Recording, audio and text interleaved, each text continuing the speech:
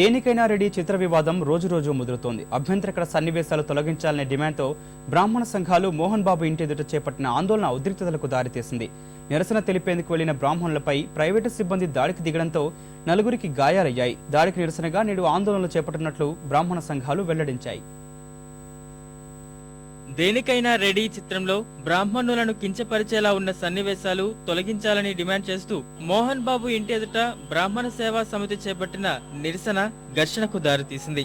కొందరు సేవా సమితి ప్రతినిధులు మోహన్ బాబు ఇంటికి వెళ్లేందుకు యత్నించగా అక్కడే ఉన్న ప్రైవేటు భద్రతా సిబ్బంది అడ్డుకున్నారు.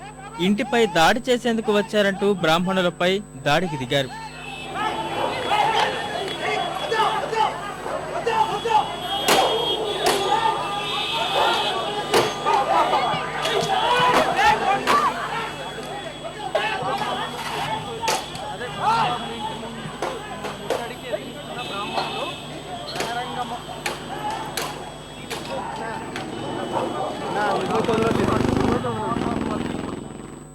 ఈ ఘటనలో నలుగురు గాయపడ్డారు.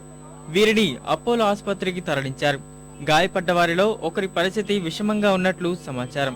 శాంతియుతంగా నిరసన తెలిపేందుకు వెళ్లిన తమపై దాడి చేశారని బ్రాహ్మణ సంఘాలు ఆరోపిస్తుండగా తమ ఇంటిపై దాడికి యత్నించడం వల్లే సిబ్బంది ఎదురు తిరిగారని మోహన్ బాబు తనయుడు విష్ణు చెప్పారు. మీరు చందాలు ఇచ్చేదండి, అవసరం వస్తే మేమే చందాలు ఇస్తామనే పద్ధతిలో వారిని కలవడానికి వెళితే ఇంటికి సమీపంలోనే రాకుండానే గూండాలను పెట్టుకొని స్వయంగా సినిమా హీరో మంచు విష్ణు గారు మా బ్రాహ్మణ ప్రతినిధులు చేసుకోవడం, వ్యక్తిగత అనుచరులను దాడి చేయడం, సెక్యూరిటీ సిబ్బంది దాడి చేయడం వల్ల నలుగురు తీవ్రంగా గాయపడ్డారు. బ్రాహ్మణులు కానీ నేను ఇన్సల్ట్ చేస్తుంటే నీ సినిమాలో యాక్ట్ చేయడం మానేస్తాను. 550 చిత్రాల పైన మా నాన్నగారు నటించారండి. ఎప్పుడు నిరసన ఎక్కడి నుంచి చేయలేదు ఎవరు? ఎందుకు దీనికి ఇప్పుడు కరెక్ట్గా ఇదంతా కావాలని ఎవరో ఒకరు చీప్ పబ్లిసిటీ కోసం మా పైన ఇలా చేస్తున్నారు.